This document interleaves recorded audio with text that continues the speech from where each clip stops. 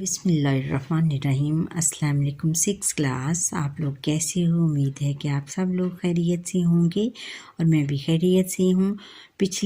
ہم نے آپ کی بک اسلامیات کی بک شروع کی ہے اور اس میں ہم نے باب نمبر 1 کمپلیٹ کر لیا تھا اور آج باب نمبر 2 کا دوسرا جو اس کا لیسن ہے وہ پڑھتے ہیں، نبوت و رسالت۔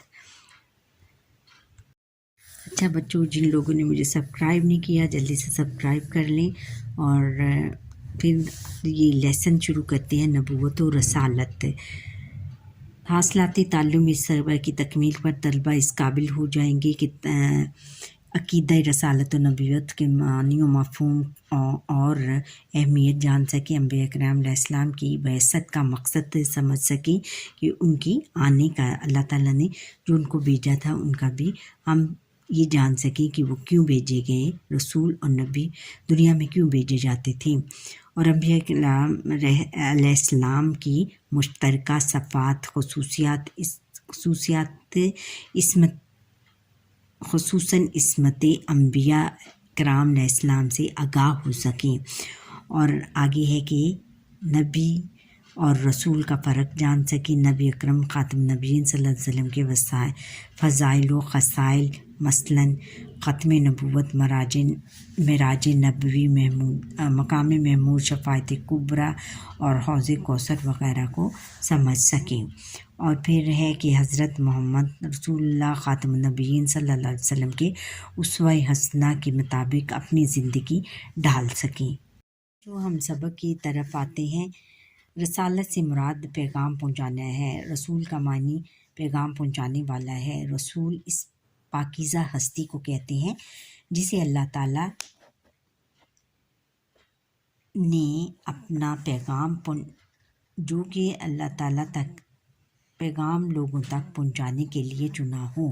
رسول زندگی کے تمام معاملات میں انسانوں کی رہنمائی فرماتے تھے۔ تمام انبیاء کرام علیہ السلام توحید کا پیغام لے کر آئے اور ہر نبی کی دعوت یہی تھی کہ اللہ تعالیٰ کے سوا کوئی معبود نہیں بیٹا، یہ صرف حضور نبی کریم صلی اللہ علیہ وآلہ وسلم ہی کو اللہ تعالیٰ نے اپنی وحدانیت کا درس دے کر نہیں بھیجا، بلکہ تمام جتنے بھی انبیاء اس دنیا میں تشریف لائے سب نے اللہ تعالیٰ کی توحید کا پیغام دیا تمام لوگوں کو کہ اللہ تعالیٰ ایک ہے اور اس کے سوا کوئی عبادت کے لائق نہیں۔ انبیاء کرام علیہم السلام کی بعثت کا سلسلہ حضرت آدم علیہ السلام سے شروع ہوا اور آخری نبی حضرت محمد رسول اللہ خاتم النبیین صلی اللہ علیہ وآلہ وسلم پر ختم ہو گیا۔ تمام نبیوں اور رسولوں کی نبوت اور رسالت پر ایمان لانا عقیدہ رسالت کا لازمی حصہ ہے، کہ عقیدہ رسالت کا یہ نہیں کہ صرف ہمیں حضور نبی اکرم صلی اللہ علیہ وسلم پر ایمان لانا ہے، بلکہ تمام انبیاء کرام علیہ السلام پر ہمیں ایمان لانا ہے، اور یہی ہمارا عقیدہ رسالت ہے۔ پھر اب یہ ہے کہ انبیاء کرام علیہ السلام کی مشترکہ صفات۔ تمام انبیاء کرام علیہ السلام اللہ تعالیٰ کے نیک اور چنے ہوئے بندے تھے اور گناہوں سے پاک تھے۔ اسے عقیدہ عصمت انبیاء کرام علیہم السلام کہتے ہیں، یعنی عصمت یعنی ان کی بڑائی اور عزت۔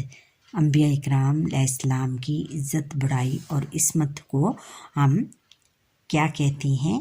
عقیدہ۔ اسی عقیدے کو عقیدہ رسالت کہتے ہیں۔ تمام رسول اللہ تعالیٰ کے انتہائی پسندیدہ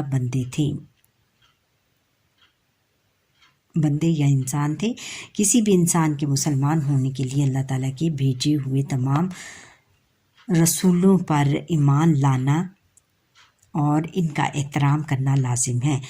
نبوت اللہ تعالیٰ کی طرف سے عطا کردہ خاص وصف اور مرتبہ خاص وصف یا خاص خاصیت اور رتبہ ہے۔ یہ یہ مرتبہ اپنی زندگی محنت یا کوشش سے حاصل نہیں کیا جا سکتا۔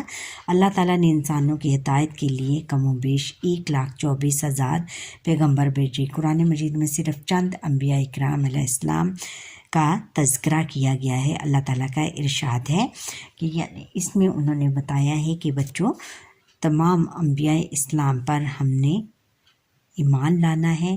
مسلمان ہونے کے ناطے ہم پر یہ فرض ہے کہ تمام رسولوں پر ایمان لائیں، ان کا احترام کریں، اور نبوت اللہ تعالیٰ کی طرف سے عطا کردہ ایک وصف اور مرتبہ ہوتا ہے۔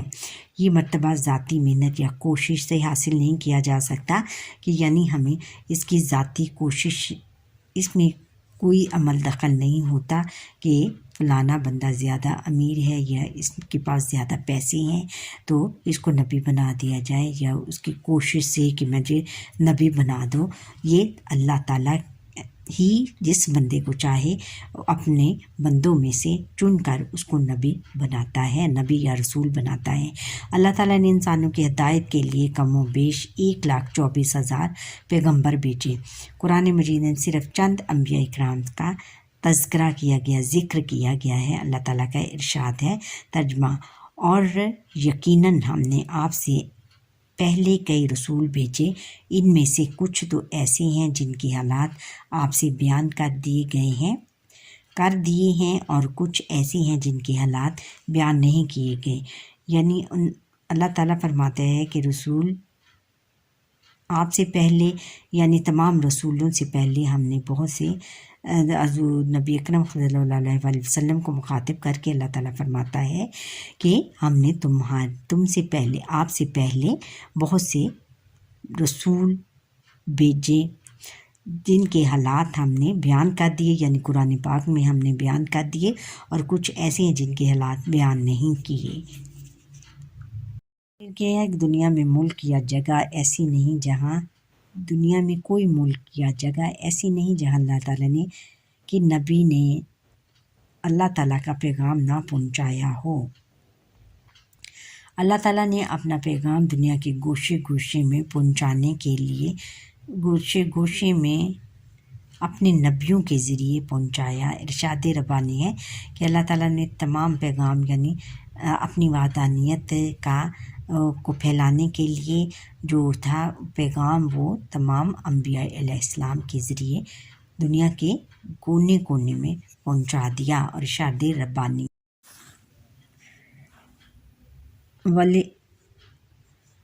وَلِكُلِّ قَوْمٍ ہاد، اور ترجمہ: اور ہر قوم کے لیے ایک ہدایت پہنچانے والا ہوا ہے۔ ہدایت پہنچانے والا یعنی ایک پیغمبر، ہم نے ہر قوم کے لیے ایک پیغمبر بھیجا ہے۔ اللہ تعالیٰ نے قرآن مجید میں فرمایا ہے کہ تمام رسولوں اور انبیاء اکرام علیہم السلام میں اللہ تعالیٰ پر ایمان لانے کے اعتبار سے کوئی فرق نہیں۔ اللہ تعالیٰ نے قرآن مجید میں فرمایا کہ جتنے بھی نبی اور رسول اللہ تعالیٰ نے بھیجے، انہوں نے تمام انبیاء اکرام نے لوگوں کو ایک ہی دعوت دی کہ اللہ تعالیٰ ایک ہے اور اس کے سوا کوئی معبود نہیں، اور اسی کی عبادت کریں۔ اور پھر قرآن مجید میں فرمایا لا نفرق بین احد من رسولی، اور ترجمہ ہے کہ ان سب نے کہا ہم اللہ کے رسولوں میں سے کسی کے درمیان ایمان لانے میں تفریق نہیں کرتے، یعنی تمام انسانوں نے کہہ دیا کہ ہم اللہ تعالیٰ کے رسولوں میں سے کسی کے درمیان فرق نہیں کرتے، تمام انبیاء اسلام پر ہم ایمان لاتے ہیں۔ پھر نبی اور رسول میں فرق ہے۔ نبی اسلامی اصطلاح میں اس ہستی کو کہا جاتا ہے جسے اللہ تعالیٰ نے اپنے احکام کی تبلیغ کے لیے اپنی مخلوق کی طرف بھیجا ہو۔ رسول کو نبی بھی کہا جاتا ہے۔ نبی کے معنی ہے خبر دینے والا، یعنی لوگوں کو خبر دینے والا کہ اللہ تعالیٰ کے سوا کوئی معبود نہیں، اور وہی اللہ تعالیٰ اور اسی کی عبادت آپ نے کرنی ہے۔ یعنی رسول اس کو بھی کہا جاتا ہے ایسا بندہ کہ جو کہ اپنے بندوں اور اللہ تعالیٰ کے درمیان ایک وسیلہ ہوتا ہے، اور وہ اللہ تعالیٰ کا پیغام تمام بنی نوع انسان تک پہنچاتا ہے، اور اس لیے اس کو خبر دینے والا کہا گیا ہے۔ چونکہ یہ رسول لوگوں کو اللہ تعالیٰ کے ارشادات سے آگاہ کرتا ہے، اس لیے اسے نبی بھی کہا جاتا ہے۔ رسول اور انبیاء علیہ السلام اپنے معاشرے کے سب سے سچی اور پارسا انسان ہوتے ہیں۔ پارسا انسان یعنی بہت پرہیزگار انسان ہوتے ہیں۔ حضرت محمد رسول اللہ خاتم النبیین صلی اللہ علیہ وسلم کی خصوصیات۔ یوں تو تمام انبیاء کرام علیہ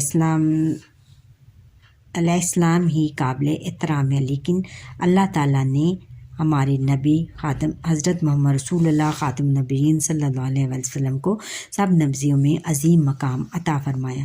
اللہ تعالیٰ نے آپ خاتم النبیین صلی اللہ علیہ وسلم کو معراج عطا فرمائی۔ معراج کے موقع پر آپ خاتم النبیین صلی اللہ علیہ وسلم نے تمام انبیاء کرام علیہ السلام کی امامت فرمائی اور اللہ تعالیٰ سے ملاقات کا شرف حاصل ہوا۔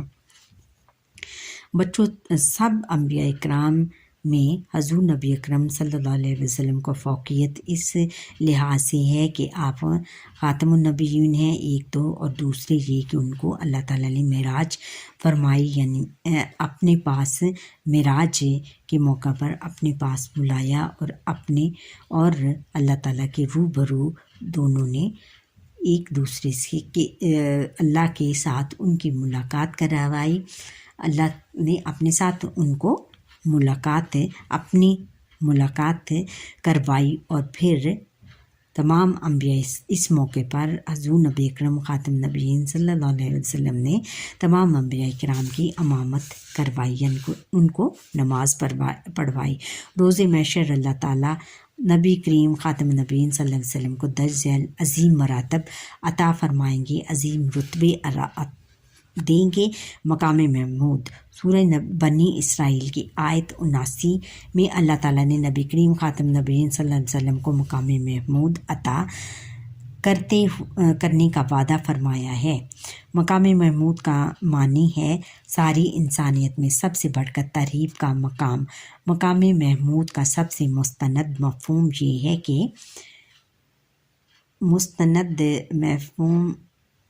ہے کہ نبی کریم خاتم النبیین صلی اللہ علیہ وسلم کو ساری انسانیت کی شفاعت کا منصب عطا کیا جائے گا۔ شفاعت یعنی سب کی سفارش کرنے کا مرتبہ عطا کیا جائے گا۔ اچھا، پھر ہے کہ شفاعت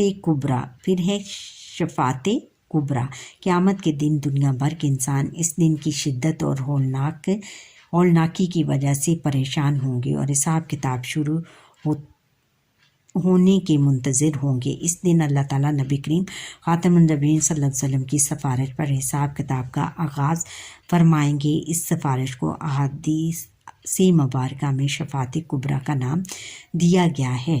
شفاعت کبریٰ یعنی بڑی سفارش، سب سے بڑی سفارش، اور حضور نبی اکرم ہماری سفارش کریں گے قیامت کے دن اور ہماری بخشش کروائیں گے۔ حوض کوثر، پھر تیسرا ہے کہ حوض کوثر قیامت کے دن کی شدید ترین گرمی میں اللہ تعالیٰ نبی کریم خاتم النبیین صلی اللہ علیہ وسلم کو حوض کوثر عطا فرمائیں گے۔ آپ خاتم النبیین صلی اللہ علیہ وسلم اس حوض سے جس کو چاہیں پانی پلائیں گے، یعنی جو بھی ان کی نظر میں اچھا، نیک اور پارسا انسان ہوگا اس کو وہ اس حوض کوثر سے پانی پلائیں گے اپنے ہاتھ۔ ختم نبوت، اب آگے ہے ختم نبوت۔ حضرت محمد رسول اللہ خاتم النبیین صلی اللہ علیہ وسلم کے آخری رسول، اللہ تعالیٰ کے آخری رسول میں ہیں آپ خاتم النبیین صلی اللہ علیہ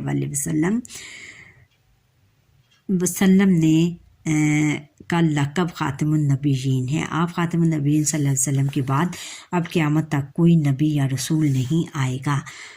جو شخص آپ خاتم النبیین صلی اللہ علیہ وسلم کے بعد رسالت یا نبوت کا دعویٰ کرے گا وہ جھوٹا اور کاذب ہے، یعنی جھوٹ بولنے والا ہے اور دائرہ اسلام سے خارج ہے، اور اس کو اسلام اور وہ مسلمان نہیں ہے اور وہ اسلام قبول نہیں کر سکتا اور وہ کافر ہے۔ اپنے عقیدہ ختم نبوت، اسے عقیدہ ختم نبوت کہتے ہیں۔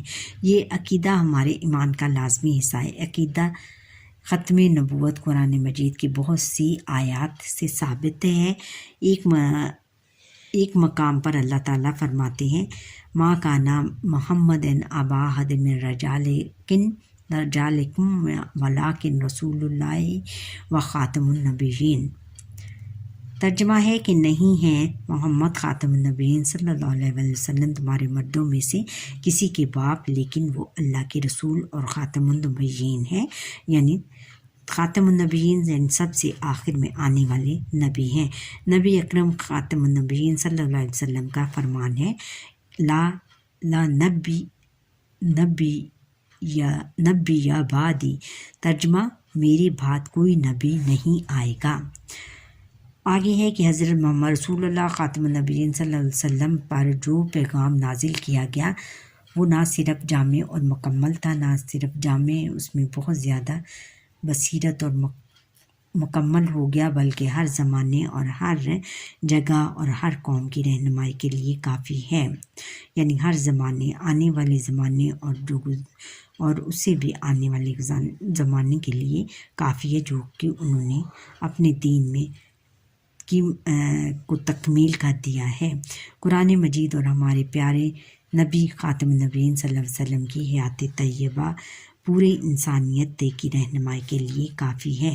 ان کی جو حیات طیبہ ہے، ان کی جو زندگی ہے، تو تمام نوع انسانی کی رہنمائی کے لیے، ان کی رہبری کے لیے، ان کی تقلید کرنے کے لیے کافی ہے، بہت زیادہ اس میں اثر رکھتی ہے۔ اچھا بچوں، یہاں پر ہی ہمارے آج کے لیسن کا وقت ختم ہوا۔ آپ مجھے لائک سبسکرائب کریں اور بیل آئیکن پر کلک کریں تاکہ ہر آنے والا لیسن آپ تک پہنچ سکے۔ اللہ حافظ۔